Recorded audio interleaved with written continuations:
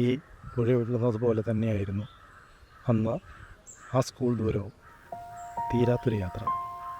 5ാം ക്ലാസ്സിൽ പഠിക്കുമ്പോൾ ആ പഴയ തറവാടിൻ്റെ പഠിക്കൽ നിന്ന് സ്കൂളിലേക്കുള്ള ആ 2 കിലോമീറ്റർ, അത് വെറുമൊരു വഴിയായിരുന്നില്ല, എൻ്റെ ആദ്യത്തെ സിനിമാ തിയേറ്ററായിരുന്നു. കയ്യിലൊരു പ്ലാസ്റ്റിക് കുപ്പിയും തോളിൽ തൂങ്ങുന്ന കീറിയ ബാഗും. കൂട്ടിന് മറ്റാരുമില്ല, പക്ഷേ കൂടെ ഉണ്ടായിരുന്നത് 1000 കഥാപാത്രങ്ങളായിരുന്നു. വഴിയരികിലെ തൊട്ടാവാടികൾ എനിക്ക് നേരെ കൈവീശുന്ന കാണികളായി. പാടത്തെ വരമ്പിലൂടെ നടക്കുമ്പോൾ ഞാനൊരു സർക്കസുകാരനായി. മഴ പെയ്യുമ്പോൾ കുട നിവർത്തിപ്പിടിച്ച് ആകാശത്തിന് താഴെ എത്തുന്ന ഒരേ ഒരു രാജാവായി. അന്ന് ആ വലിയ ആൽമരത്തിൻ്റെ ചുവട്ടിലെത്തുമ്പോൾ ഞാൻ പേടിക്കാറുണ്ടായിരുന്നു. അവിടെ ഒരു യക്ഷിയുണ്ടെന്ന് വലിയവർ പറഞ്ഞു തന്നു. പക്ഷേ സത്യത്തിൽ എൻ്റെ ഉള്ളിലെ കഥാകാരൻ ജനിച്ചത് അവിടെ വെച്ചാണ്. ആ യക്ഷിയെ ഞാൻ ഒരു സുന്ദരിയായ പ്രിൻസസ്സാക്കി മാറ്റി.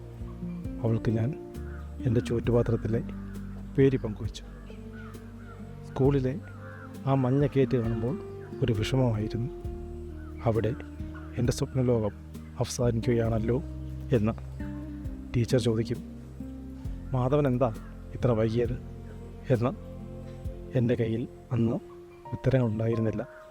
പകരം ആ വഴിനീളെ ഞാൻ കണ്ട സ്വപ്നങ്ങളുടെ ഒരു ഭാണ്ഡമുണ്ടായിരുന്നു. വർഷങ്ങൾക്കിപ്പുറം ഇന്ന് ഞാൻ ഈ പുഴയിലിരുന്ന് എഴുതുമ്പോൾ എനിക്ക് മനസ്സിലാവുന്നു, ആ നടത്തമായിരുന്നു എൻ്റെ ജീവിതം. അന്ന് ആ മണ്ണിൽ വീണ ഓരോ കാൽപ്പാടുകളും ഇന്ന് എൻ്റെ സിനിമയിലെ ഓരോ വരികളാണ്. യാത്ര തീർന്നിട്ടില്ല. അന്നത്തെ ആ കൊച്ചു പയ്യൻ ഇന്നും ആ മഞ്ഞ ഗേറ്റ് കടന്ന് ഉള്ളിലേക്ക് നടക്കുകയാണ്. ഉള്ളിൽ ഒരു കടൽ കഥകളുമായി.